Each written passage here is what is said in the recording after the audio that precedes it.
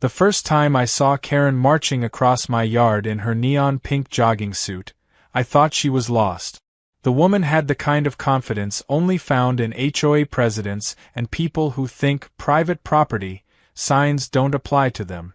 It was early morning, mist still lifting off the lake behind my house, and there she was, marching straight through my side path like she owned the place. I leaned on my shovel, halfway through planting a row of cedars, and asked if she needed help. Without missing a beat, she said, "Oh, I'm just taking the lake shortcut." I blinked. Shortcut? Through my fenced property? She waved dismissively and added, "Everyone in the HOA uses this path. It's practically communal land." I told her gently that it wasn't communal anything. It was my yard, bought and paid for, right up to the waterline. She smiled like I was a confused child and said, "Well, the previous owner didn't mind." That was my first mistake, assuming reason would work on her. When I bought the lakefront lot, I knew it bordered HOA territory but wasn't technically part of it. My property predated the association. Their rules stopped at my driveway. I'd moved here for peace, for the quiet sound of water lapping against the dock, not for endless complaints about lawn length or mailbox paint. My house sat between two HOA-managed cul-de-sacs, meaning I was geographically trapped by people who thought neighborhood meetings were government sessions. But I didn't care. I just wanted the lake. Then Karen arrived. She was new, recently elected HOA president after, as the gossip went, staging a small coup over some disagreement about trash bin placement. Her house didn't even border the lake. It was 2 streets up. Yet she seemed determined to act like she ruled every inch between her porch and the shoreline. Over the next week, I started noticing a pattern. Every morning, joggers and dog walkers would cut through my yard, stepping over my flower beds like it was a public park. Kids on bikes would dart down the path, leaving tire grooves in the soft soil. Someone even leaned a kayak against my fence. I asked one man where he was going, and he replied, "The HOA path, dude." That's when I realized Karen hadn't just been trespassing, she'd been telling everyone the land was open access. I checked the old property maps to be sure. My deed included everything right down to the edge of the lake, confirmed and notarized. There was no easement, no right-of-way, no shared use. So, I did what any normal person would do. I bought lumber, dug post holes, and built a gate. I made it tall, solid, and clean, cedar boards stained walnut, topped with black iron hinges. It wasn't decorative, it was a statement. A big sign on it read, "Private property. No access beyond this point." I even added a lockable latch, though I didn't bother locking it that day. Within an hour, Karen appeared. I swear she must have been watching from a window. She stormed up the path, face red, HOA clipboard in hand, and demanded, "What do you think you're doing?" I told her, truthfully, that I was protecting my property from trespassers. She said, "You can't block a community access route." I pointed to my deed sitting in a plastic folder on the sawhorse and said, "You mean my private yard?" She ignored it, snapping pictures with her phone like she was documenting a crime scene. "You'll be hearing from the HOA about this," she warned, as if that meant something to someone who wasn't in it. 2 days later, I found a letter taped to my mailbox with the HOA logo stamped on top. It accused me of unauthorized obstruction of community pathways and failure to comply with neighborhood aesthetic standards. The letter threatened fines, which made me laugh because again, I wasn't under their jurisdiction. I wrote a calm, polite reply explaining that they had no authority over my land and that continued trespassing would be considered harassment. I even included a copy of my property deed, highlighting the boundary line. Then I mailed a copy to the county zoning office, just in case Karen tried to pull something creative. I thought that would end it. It didn't. That Saturday, I came home from the hardware store to find the gate gone. Not opened. Gone. The posts were ripped out, hinges scattered like teeth in the dirt. My security camera caught everything. 3 HOA volunteers, led by Karen, wearing reflective vests like they were performing a rescue operation.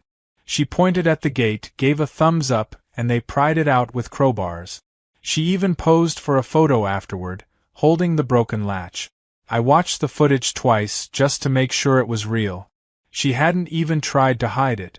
I called the sheriff's office, filed a property damage report, and gave them the video. When the deputy showed up, he recognized her immediately. "Oh, Karen again," he sighed. "You're not the first." Apparently, she'd had disputes with half the lakefront homeowners. When the deputy went to speak with her, she insisted she was within her rights to restore public access to the lake. He explained she wasn't. She argued. He warned her. She accused me of gate theft, because in her mind, I'd stolen the community's access structure. He gave me a look that said, "I'm sorry you live here," and left shaking his head. Later that evening, Karen came stomping down my driveway again, fuming, shouting about lawyer letters and community spirit. I stayed calm. I asked her one simple question: "Would you like to buy the right to cross my land?" She looked confused.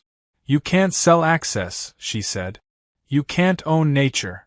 I told her, "I own this patch of dirt between you and nature." Then I walked back inside.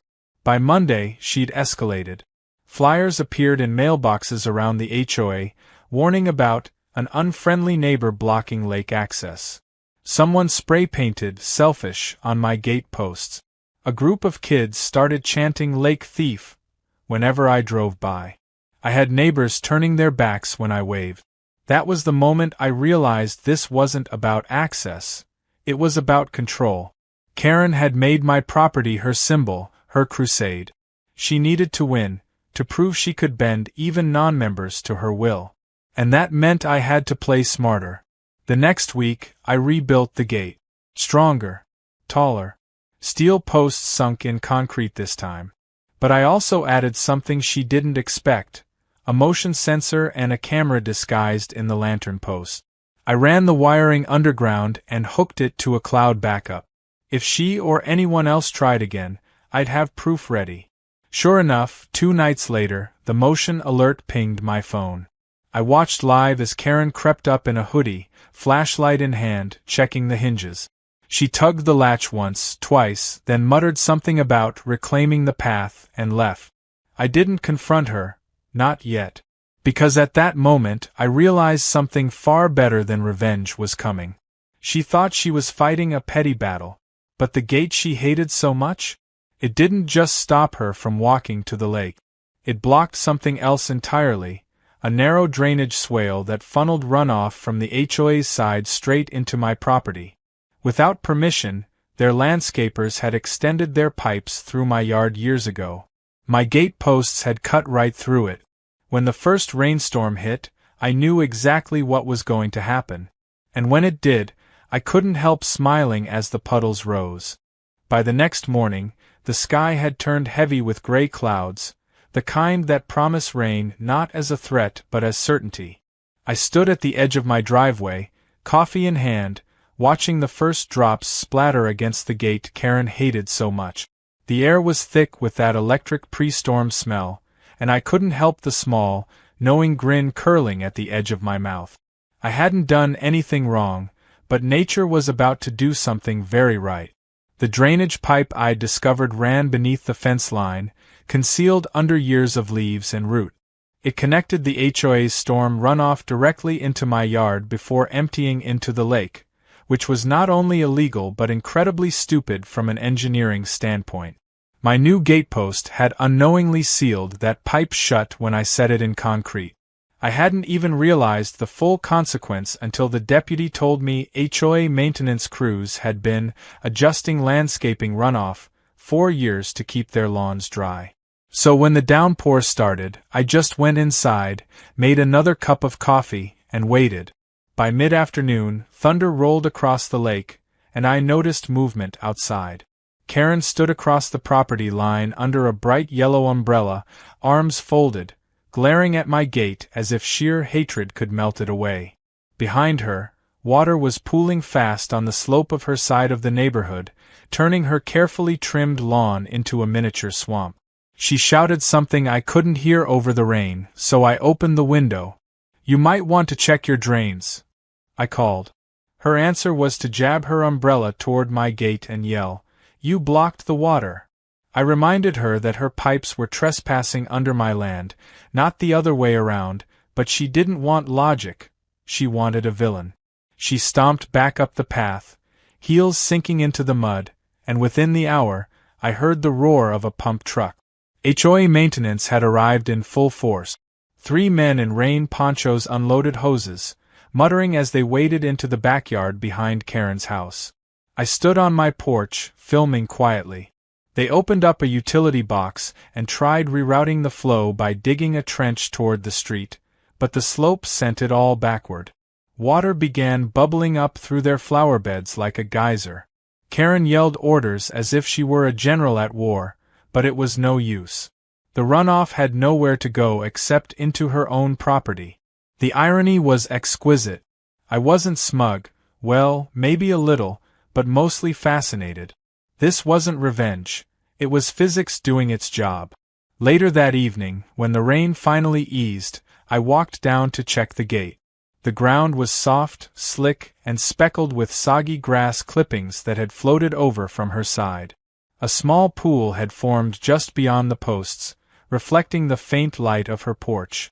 Then I noticed her standing there again, this time without an umbrella, soaked to the bone but still furious. "You have to open that gate," she demanded. "The water can't drain properly." I asked her calmly, "Would you like to discuss an easement agreement? I can have my lawyer draw it up." Her expression was priceless, equal parts rage and disbelief. "You can't charge the community to fix this," she barked. "I'm not charging the community," I said, "just whoever illegally routed their pipes under my property." That was when she realized the situation had flipped. She wasn't the one enforcing rules anymore. She was the one breaking them. The next morning, my phone buzzed with an email from the county zoning office. Apparently, the HOA had filed a formal complaint against me for unauthorized obstruction of drainage infrastructure. The attached document claimed my gate had caused environmental flooding and demanded immediate removal. What Karen didn't expect, though, was that I'd already filed a counter-report with photos and property maps showing their pipe intrusion. The inspector scheduled a visit for the following day. I didn't even have to argue my case. Facts were on my side. Still, I cleaned up the yard, trimmed the edges, and made sure everything looked picture-perfect. If there was one thing bureaucrats appreciated, it was neatness. When the county truck rolled in, the inspector, a quiet man with mud-stained boots, walked the property line with me. He examined the exposed section of pipe I'd unearthed after the storm, nodded slowly, and jotted notes. Then Karen appeared again, clipboard in hand, accompanied by 2 HOA board members who looked like they'd rather be anywhere else. She launched straight into her speech about community flow rights and traditional access. The inspector stopped her mid-sentence, looked over his glasses, and said, "Ma'am, this drainage system is not only unpermitted but crosses private property without authorization." Her mouth fell open. But we've always used that line." He shrugged. "That doesn't make it legal." She tried shifting blame to the previous homeowner, but I handed over copies of the property survey proving there was no recorded easement. The inspector concluded by ordering the HOA to cease using the pipe immediately and submit a plan for proper runoff redirection, at their expense. When he left, Karen's fury turned inward. Her board members muttered apologies and dispersed, leaving her alone at the edge of my yard. She glared at me through clenched teeth and said, "You don't belong here." I smiled politely. "Funny, that's exactly what the deed says I do." She stormed off, but I could see the wheels turning in her head. She wasn't done. People like her never are. They need to win, even when they're wrong. Over the next few days, things went quiet, unnervingly quiet. No joggers cutting through, no HOA letters taped to my mailbox.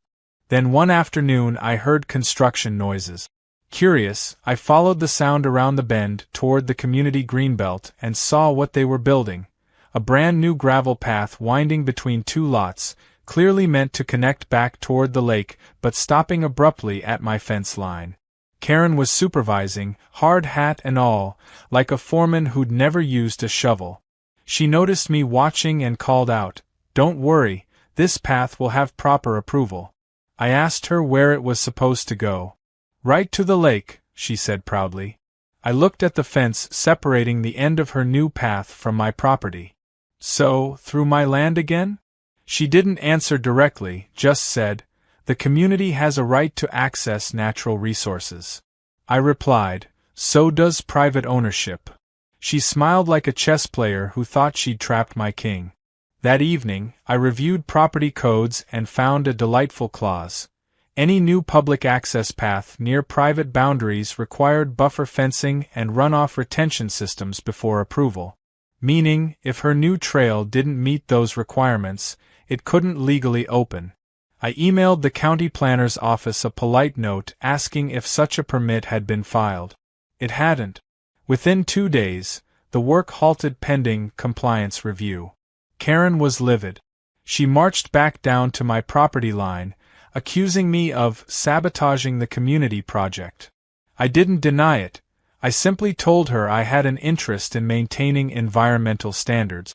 But Karen wasn't the type to retreat gracefully. The following weekend, she hosted what she called a lake access demonstration, which was really just a group of 30 people with folding chairs, signs reading "Our Lake Too," and one guy strumming a guitar. They gathered along the greenbelt shouting slogans like "Share the Shore" and "No Gates on Nature." I watched from my porch, sipping lemonade. Some of my calmer neighbors stopped by later to apologize, saying they didn't realize my property was private. Turns out Karen had told everyone I was hoarding the shoreline and blocking emergency access. The more I heard, the clearer it became that this was no longer a property issue, it was personal. She'd turned me into a symbol of defiance she needed to crush. Still, I played it cool. I didn't engage, didn't shout back, didn't post anything online. Instead, I called my friend Derek, who happened to work as a local surveyor, and asked for a favor. A week later, we walked the property line again with precision GPS equipment, marking every coordinate. He confirmed something fascinating. The HOA's newly extended Greenbelt path encroached 3 feet into my boundary. When I told him what I was planning, he laughed so hard he nearly dropped his clipboard. I had no intention of tearing anything down. Not yet. My plan was simpler, quieter, and infinitely more satisfying. If Karen thought a gate was bad, she hadn't seen what came next. As the sun set that evening, I stood by the gate and listened to the frogs croaking in the wet grass, the lake calm and silver in the fading light. Karen's voice carried faintly from up the hill as she barked orders to someone on her phone. It occurred to me that she didn't actually care about the lake at all, she cared about power, about being the center of every conversation. The lake was just her stage. I smiled to myself, already imagining her face when the next step unfolded. She'd spent weeks trying to take control of my property, of my right to peace. Now she was about to find out what it felt like to lose control completely. When the county halted her construction, Karen's rage shifted from theatrical to tactical. She stopped yelling at me in public and instead started scheming in whispers. I could tell because every few days, I'd see HOA board members slinking around near my property with clipboards and measuring tapes, pretending to survey vegetation. One afternoon I caught 2 of them pacing along my fence line, murmuring about potential easements and boundary disputes. I leaned against the post and asked casually if they needed directions. They froze like teenagers caught sneaking into a movie theater, muttered something about routine inspection, and scurried off. I knew exactly what was happening. Karen had realized she couldn't bully me directly, so now she was trying to reframe my private land as some kind of gray zone. She was desperate for leverage. Unfortunately for her, she picked the wrong guy to play legal chicken with. I spent that night combing through county records, zoning maps, and old deed transfers. It turned out that my property's lake frontage was part of an original homestead tract dating back almost 70 years, long before the HOA existed. The boundaries were ancient and rock solid. I even found scanned documents showing the original stone markers buried at the corners. I hired Derek, the surveyor friend, to come back with his equipment. Together we dug until we hit one of those old markers, a weathered chunk of granite buried under the roots of a pine. The engraving was faint but legible, confirming the exact boundary that matched my modern deed. I took photos, time-stamped them, and filed everything with the county assessor's office.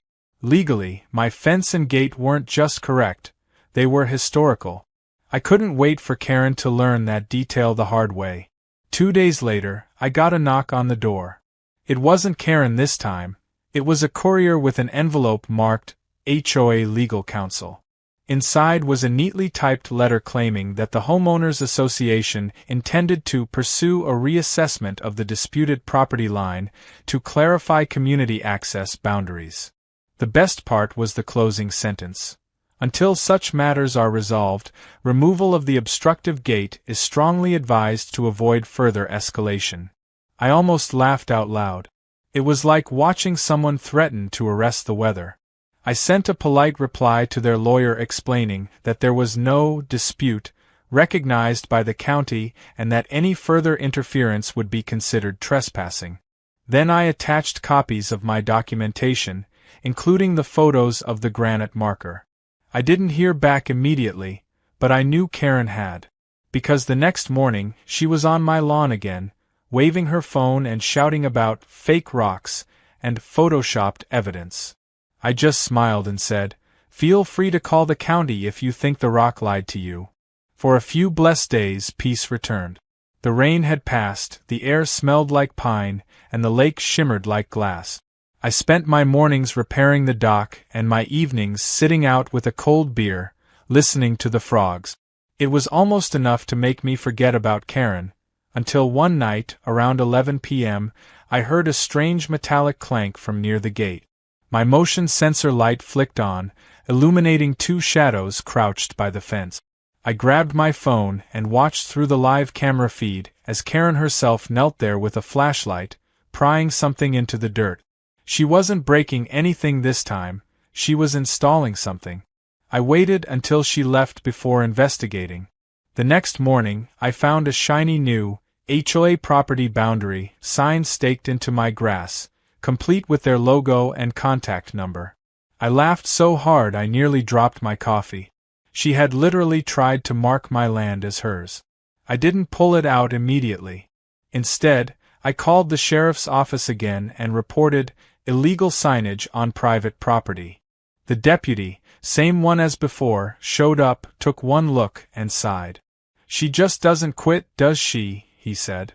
He documented the sign, took a few photos, and removed it himself. Later, I learned that the HOA was fined for unauthorized posting outside their jurisdiction. Apparently, the county had gotten tired of Karen's antics too. But what happened next was pure gold. Because that fine, while small, didn't sit well with her neighbors. They'd started realizing how much her crusade was costing them: legal fees, project delays, and now municipal penalties. I overheard one couple at the local cafe muttering about how Karen's lake obsession was draining their community fund. The whispers were spreading. A few days later, I received an anonymous envelope in my mailbox. Inside was a single sheet of paper with a photocopy of an HOA meeting agenda. One item was highlighted in yellow: Discussion, President's ongoing lake access initiative, budgetary impact and potential censure. Someone inside her own board had decided to leak it. I didn't know who, but I appreciated the gesture. I wasn't about to interfere directly, but I figured a little push wouldn't hurt. That night, I uploaded a short, calm post to the neighborhood forum, not the HOA's but the general community board visible to everyone around the lake. I explained the situation factually, with maps and photos, emphasizing that I supported public enjoyment of the lake, just not through private land. I ended it with, It's unfortunate that misinformation from certain individuals has caused unnecessary conflict. I didn't mention Karen by name. I didn't need to. The post exploded overnight. Dozens of comments rolled in. Some supported me outright, others demanded clarification from the HOA, and a few admitted they'd been misled about the so-called community path. By morning, the thread had hundreds of upvotes. Karen tried to respond under her real name, claiming I was spreading falsehoods, but it backfired. People asked for evidence. When she couldn't provide any, they started mocking her. I might have felt a little bad, if she hadn't earned every bit of it. The next evening, the HOA held an emergency meeting in their clubhouse, and though I wasn't invited, I parked across the street and watched through the window. The shouting was audible even from my truck. Karen stood at the front, red-faced, waving papers, while half the room gestured angrily back. By the time the meeting ended, she looked deflated, her perfect posture gone. I thought that might finally end the war. But Karen's ego was too stubborn to let her surrender gracefully. Instead, she went quiet again, which was somehow worse. She stopped showing up in person but began operating like a ghost. HOA newsletters started including little digs about neighbor cooperation and selfish obstructionists. I noticed a few unfamiliar cars slowing down near my driveway, people snapping photos of the gate.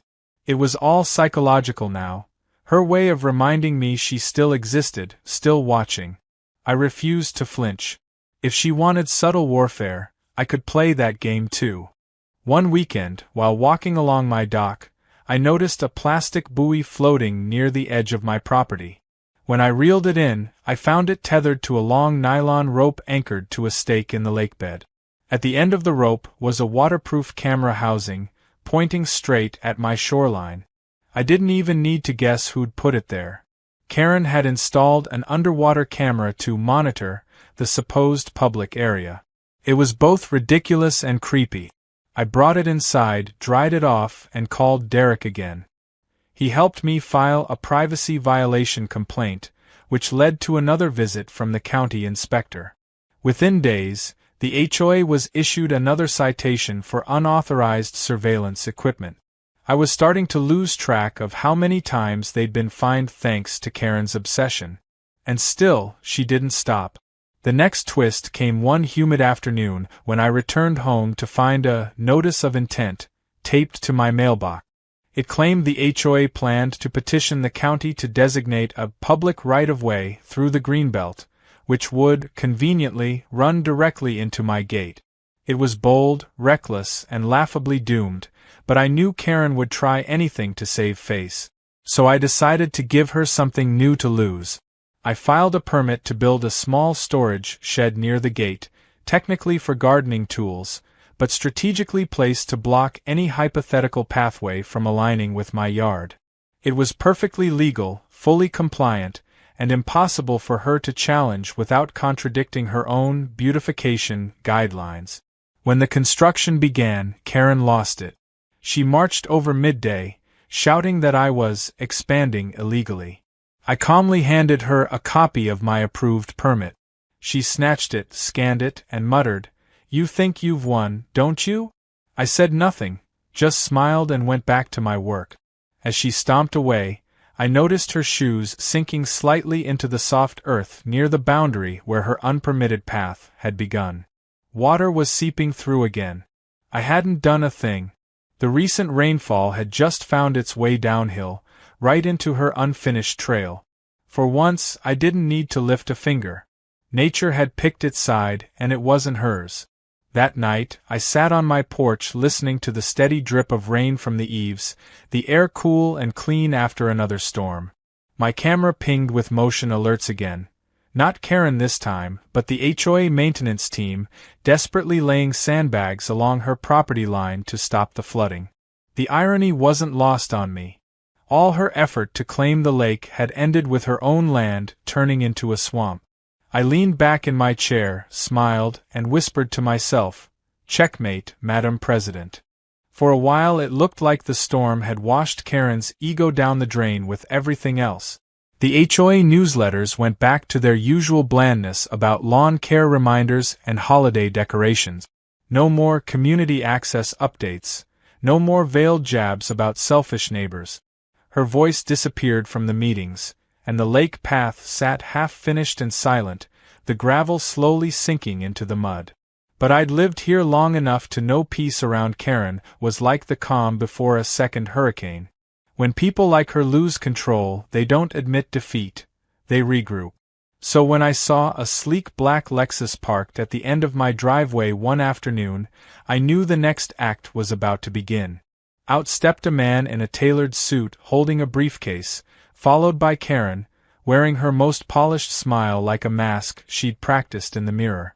She introduced him as Mr. Hartley, our HOA's legal advisor.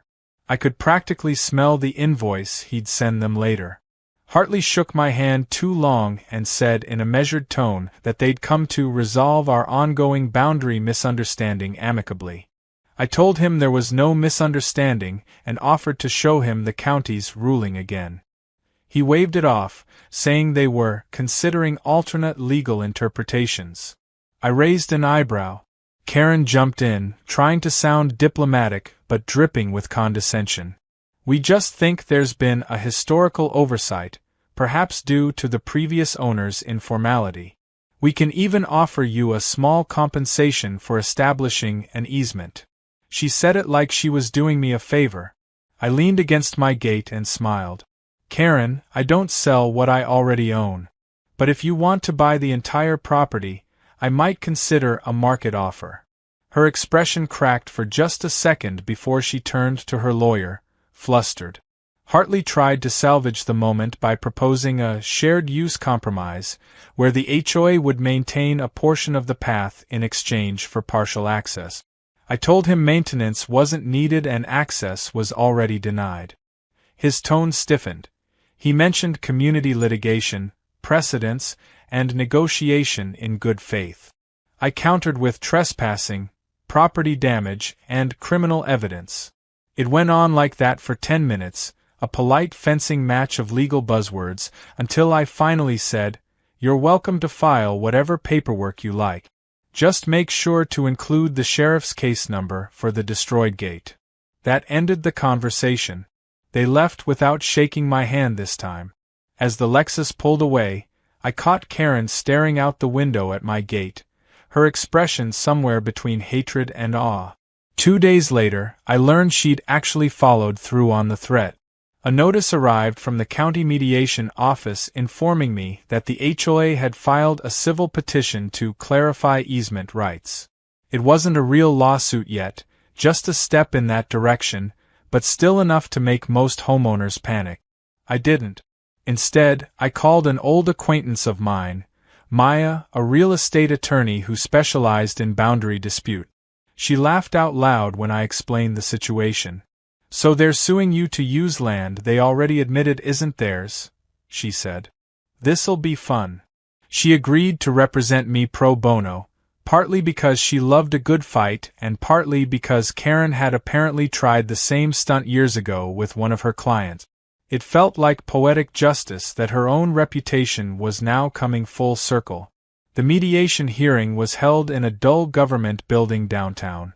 Karen arrived in full theater mode, pearls, tailored jacket, and a binder so thick it could have doubled as a weapon. Hartley followed behind, lugging maps and photos like exhibits in a courtroom drama. Maya sat beside me, cool and amused, flipping through their materials with the ease of someone reviewing a child's homework. The mediator, an older man with the expression of someone who'd seen too many petty property squabbles, began the session by asking both parties to summarize their positions. Karen launched into a speech about tradition, community access, and the spirit of cooperation, peppering her argument with sentimental references to children playing by the lake. Then she handed the mediator a glossy aerial photo with my gate circled in red, labeling it obstruction. When it was our turn, Maya spoke for less than 2 minutes. She handed over the original property deed, the surveyor's certified report, and a printed copy of the county inspector's findings from the drainage dispute. Then she pointed to the paragraph in the HOA charter explicitly stating that association authority extended only to member properties. The mediator barely had time to sip his coffee before he said, "The HOA has no legal claim here. The land in question predates the association and is privately owned. Case closed." Karen's mouth opened, but no sound came out.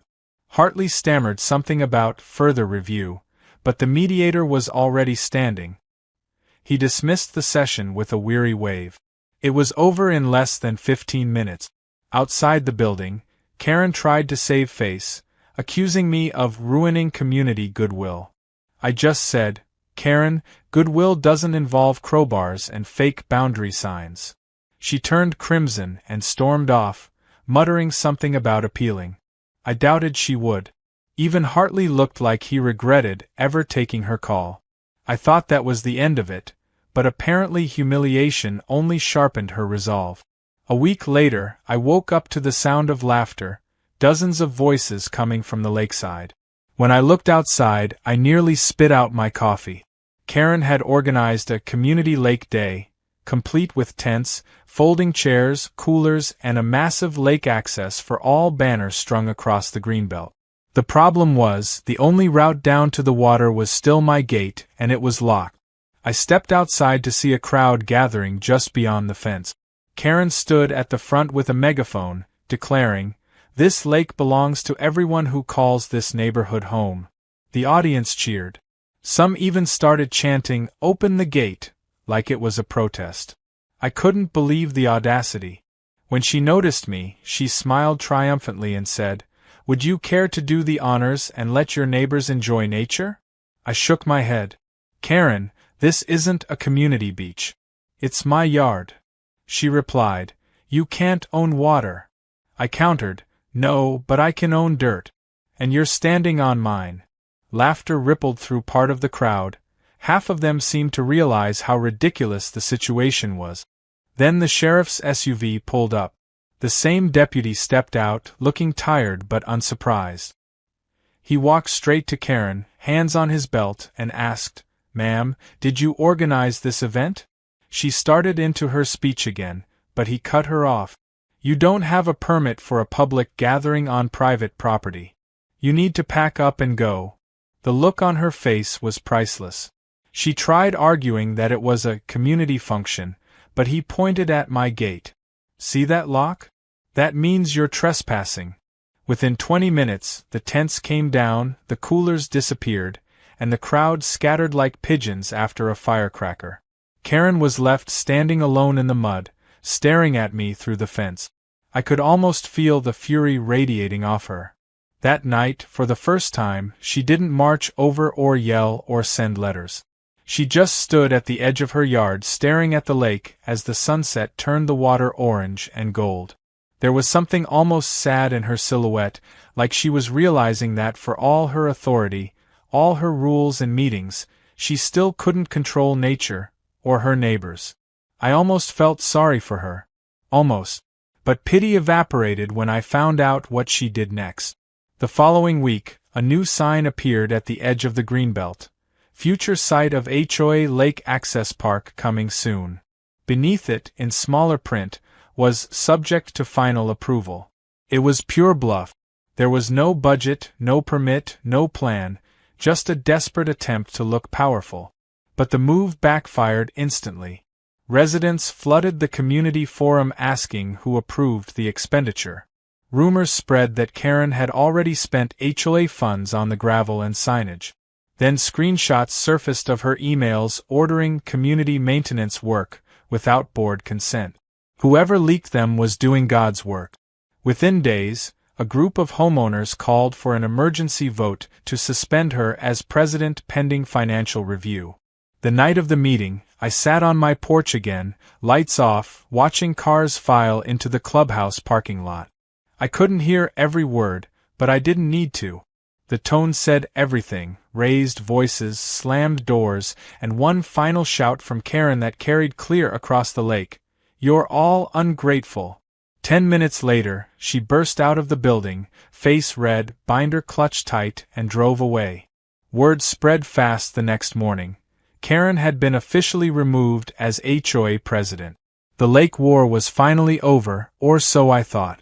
Because the one thing worse than Karen in power was Karen with nothing left to lose. That evening, I noticed something strange. The motion sensor at the gate kept triggering every few minutes. When I checked the feed, I saw nothing but flashes of movement, small, quick, low to the ground. It wasn't her. It was kids. Dozens of them, slipping through the green belt in the dark, cutting through my yard to reach the lake again. I sighed, grabbed a flashlight, and stepped outside to find candy wrappers and footprints near the dock. Clearly, Karen's legacy was still alive and kicking. But as I looked across the shimmering water toward the opposite shore, I realized this wasn't just about one woman's ego anymore. It was about boundaries, physical, personal, and moral. And I wasn't done defending mine just yet. It was around midnight when I heard the splash. Not a gentle ripple or the soft lapping of waves, but a heavy thud that sounded like someone, or something, had gone straight into the lake. I bolted upright, heart pounding, and grabbed my flashlight. When I stepped outside, the beam caught movement near the dock. For a moment, I thought it was just one of the neighborhood kids sneaking another late-night swim, but then the figure turned and I saw the unmistakable glint of blonde hair under the moonlight. It was Karen. She was knee-deep in the water, tugging at something tangled in the reeds. I called out, "Karen, what are you doing?" Her head whipped around, eyes wild, face streaked with tears, or maybe lake water. "I'm fixing what you ruined," she shouted. I thought she was joking, but when I stepped closer, I saw she was dragging the broken remains of one of the old HOA buoys, the same kind they'd used years ago to mark community swim zones. She was trying to reinstall them in my section of the lake. I stopped at the edge of the dock, careful not to provoke her. The moonlight reflected off the surface, turning everything silver and unreal. "Karen, you need to get out of there before you hurt yourself," I said. She snapped back. "You took everything from me, my path, my title, my reputation. I'm just putting things back the way they were." She pulled the buoy line tighter, the rope cutting across her palms. "Karen, that's private property," I warned, "and if you sink that there, it's vandalism." She laughed bitterly. "You think anyone cares about your stupid property? It's a lake. People should share it." Her voice cracked on the last word. I realized this wasn't just stubbornness, it was desperation. Losing control of the HOA had gutted her. For someone who thrived on order and authority, being sidelined must have felt like erasure. I tried another tactic. "Karen, let me help you pull that thing out. You can't just..." But before I could finish, her foot slipped. The buoy lurched, and she lost her balance, plunging into the cold water with a gasp. I dropped the flashlight, ran down the dock, and reached into the water. She surfaced spluttering, hair plastered to her face, but she was too proud to take my hand. "I'm fine," she hissed, coughing. I grabbed the buoy line and hauled it onto the dock, half to stop her and half to keep her from tangling herself again. She climbed up, shivering, still glaring at me. For a long moment, neither of us spoke. The air was heavy with the smell of wet wood and algae. Finally, she muttered, "You won." Then she turned and walked away, soaking wet, shoes squelching with every step. I stood there in silence, watching her silhouette retreat up the hill. The next morning, I thought about calling her, maybe to make sure she hadn't caught pneumonia, maybe to make peace. But when I checked my phone, I saw she'd already made her move. There was a post on the neighborhood forum titled, "The Truth About the Lake Gate," written by Karen herself. It was a full-blown manifesto. She accused me of bullying, manipulating the county, and weaponizing bureaucracy to keep families from enjoying the lake. She even attached cropped photos of my gate, making it look ominous and fortress-like. The comments section exploded. Some people defended her, others called her unhinged. One neighbor wrote, "Karen, please stop embarrassing the neighborhood," while another added, "This again? Didn't the county already settle this?" I stayed silent. Feeding the fire would only make it worse. But then a local blogger picked it up. Somehow, Karen had tipped off a small-town news site about the controversial lake dispute dividing the community. They posted her side of the story, complete with dramatic language about a homeowner hoarding natural resources and an oppressed HOA fighting for fairness. My phone started buzzing with unknown numbers. Reporters wanted statements. I declined them all. I didn't owe anyone an explanation. Still, the attention reignited the whole mess. Cars started parking near my driveway again, people craning to see the infamous gate.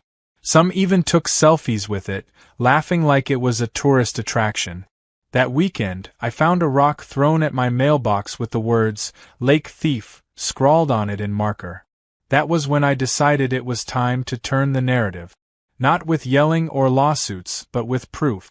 I called Derek and asked if he could help me organize an official open inspection of my property, one that would allow anyone curious to see exactly where the public land ended and mine began.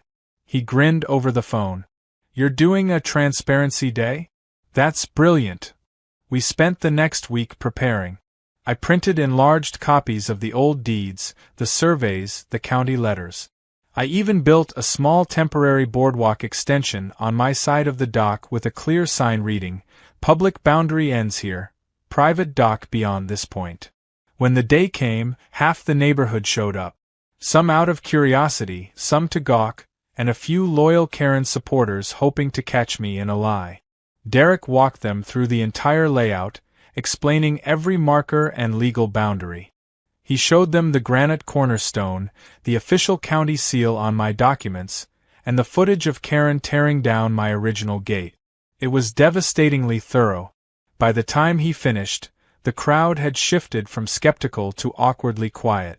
A few muttered apologies as they left. One of Karen's former board allies actually shook my hand and said, "We didn't realize how far she went." I didn't gloat, but I'll admit the vindication felt sweet. Karen didn't show up that day, but she made her presence known later. That evening, my security camera caught her walking by again, this time alone, stopping at the gate for a full minute before turning back. No vandalism, no confrontation, just standing there, staring. I couldn't tell if she was angry or defeated. The next morning, I received an envelope with no return address. Inside was a folded piece of paper with only 5 words written on it. It was never about access. I sat there staring at it for a long time, trying to parse its meaning. Was it an admission? A warning? Or just her way of reminding me that the war had never really been about property? It was about control, power, and the illusion of being in charge of something bigger than herself. For a few weeks after that, life genuinely returned to normal. The kids stopped sneaking through, the forum threads died down, and the gate stood quietly like the last monument of a forgotten feud. I even started fixing up my garden again, planting hydrangeas along the fence line where the old path used to be. One afternoon, while trimming the shrubs, I heard footsteps and turned to see Karen's husband standing there, someone I'd barely seen throughout all this chaos. He looked exhausted. "I just wanted to apologize," he said quietly. "She's going through some things. Losing the HOA hit her hard." I told him I understood. He nodded, glanced at the gate, and added, "She really did love that lake. It was the one place she felt important." Then he left, and I found myself thinking about how entitlement often comes from insecurity, how people like Karen build little kingdoms out of nothing because the real world never gives them power that lasts. A few days later, the final twist came, unexpected, poetic, and completely out of my hands. A massive storm rolled in overnight, the worst in years. Winds tore through trees, rain hammered the roofs, and lightning lit the sky like flashbulbs. When it was over, I stepped outside to survey the damage. My fence was fine, the gate still stood strong, but half of the old HOA's unfinished trail had washed away, collapsing into a muddy trench that led straight toward the greenbelt. Down by the lake, one of their ornamental benches had floated clear across the water and beached itself against my dock. I pulled it ashore and noticed the metal plaque on it, dedicated to community unity, HOA 2012. I couldn't help laughing. I left it there, half buried in mud, a fitting relic of Karen's empire. That afternoon, a county truck came through the neighborhood to inspect storm damage. The inspector, the same one who'd sided with me months earlier, chuckled when he saw the bench. "Guess nature's picking favorites again," he said. I told him he wasn't wrong. As he drove away, I looked across the now empty greenbelt. Karen's house was dark, curtains drawn. She hadn't been seen in days. Later I heard from another neighbor that she'd resigned from the HOA entirely and put her house up for sale. Apparently, she'd told them she needed a fresh start somewhere less toxic. That line made me laugh out loud. She had poisoned her own well, and now she was leaving because she couldn't stand the taste. When her moving truck finally rolled out 2 weeks later, I watched from my porch, not triumphantly, but quietly. There was no gloating, no satisfaction in seeing her go. Just a strange calm, like the lake itself had finally exhaled. The gate still stood, of course, sturdy as ever, but I left it unlocked that day. Maybe out of irony, maybe out of closure. The sun glinted off the latch as a breeze rippled through the trees. For the first time in months, I didn't feel like I was defending anything. I'd won, sure, but more importantly, I hadn't lost myself in the fight. And if Karen ever did come back, I knew one thing for certain. The gate would still be there, waiting, not as a wall, but as a reminder of what happens when someone mistakes power for ownership. It had been almost 3 months since Karen's moving truck disappeared over the hill, yet the imprint of her presence still lingered in small, strange ways. Every now and then, I'd catch myself glancing toward the old greenbelt, expecting to see her neon windbreaker cutting across the grass, clipboard in hand, barking orders. Instead, there was nothing but silence and the occasional heron gliding low over the lake. The HOA, now under new leadership, had gone quiet too. No more letters, no more community updates. The new president, a mild-mannered engineer named Mark, stopped by once to introduce himself and promised that they had no interest in revisiting old disputes. I shook his hand and believed him. But while the war was over, the aftermath still had to settle, and as anyone who's dealt with a Karen knows, peace after chaos feels almost unnatural. It's like waiting for a storm you're not sure is really gone. The first sign of real closure came one chilly morning in late autumn when a delivery truck pulled into my driveway. The driver handed me a package with no return label. Inside, wrapped neatly in brown paper, was a small framed photo, an aerial view of the lake taken from a drone. My property line was visible, the gate perfectly centered, sunlight glinting off its hinges. On the back, in neat handwriting, were the words, "Boundaries make peace possible." There was no signature, but I didn't need one. Karen had always been meticulous about her handwriting, the kind that looked more like an architect's blueprint than cursive. I stood there for a long while, the morning wind rippling the lake, and felt a strange sense of release. Maybe it was her way of saying goodbye, or maybe it was just one final move in her endless game of control. Either way, I hung it in the hallway, not as a trophy, but as a reminder that some battles are worth fighting if only to remind people where lines really are. With her gone, life around the lake took on a softer rhythm. The kids who once sneaked through my yard now waved from the path, and the neighbors who'd once avoided me started stopping by to chat. One evening, Mark invited me to the first HOA meeting since the election, just as a friendly observer. I almost declined, but curiosity got the better of me. Inside the clubhouse, the atmosphere was completely different. No shouting, no finger-pointing, just calm discussion about tree trimming and trash schedules. When the topic of the lake came up, Mark turned to me and said, "We'd like to create a proper community dock on our side of the water, completely off your property line, of course. Would you be willing to help with the design?" The irony wasn't lost on me. A year earlier, the HOA had tried to take what wasn't theirs. Now they were asking to build something new the right way. I agreed, not because I owed them, but because progress built on respect is worth more than victory built on spite. The project became something of a neighborhood unifier. Over the next few weeks, volunteers gathered to clear debris, plant native grass, and rebuild the lakeshore path, this time entirely within HOA boundaries. Derek helped survey the layout again, and even the county offered a small grant for erosion control.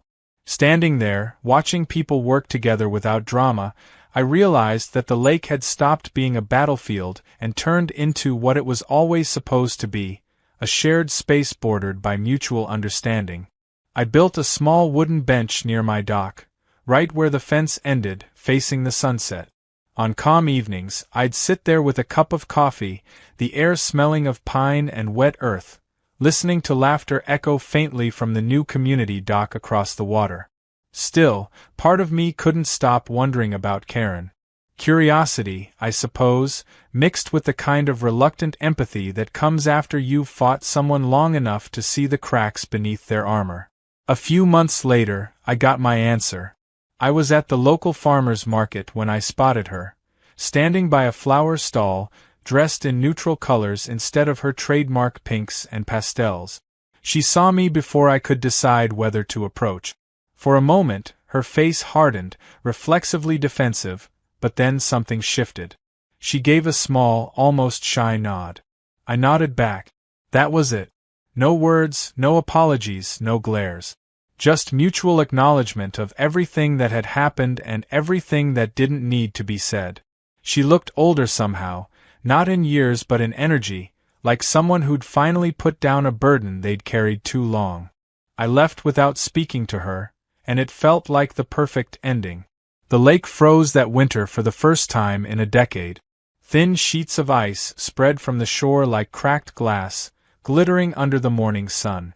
I'd walk down to the gate, now more a quiet symbol than a barrier, and watch the world reflect on the surface.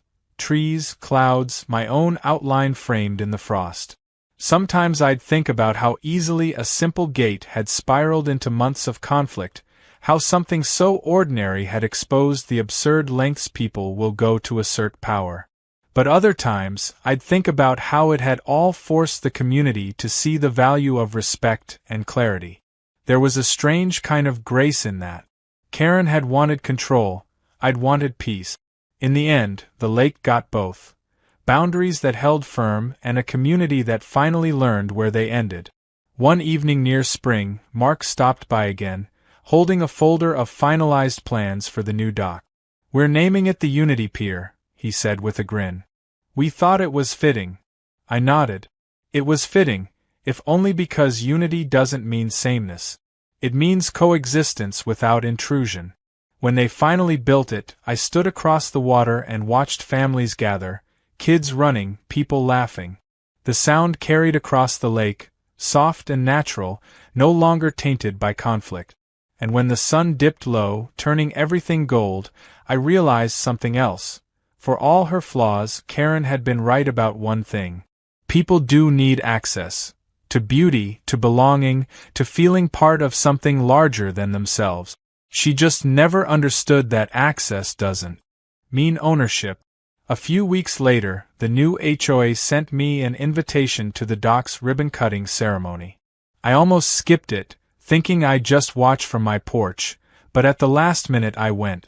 Standing there among neighbors who now greeted me warmly, I watched Mark give a short speech thanking everyone who learned from our past disagreements and turned them into progress.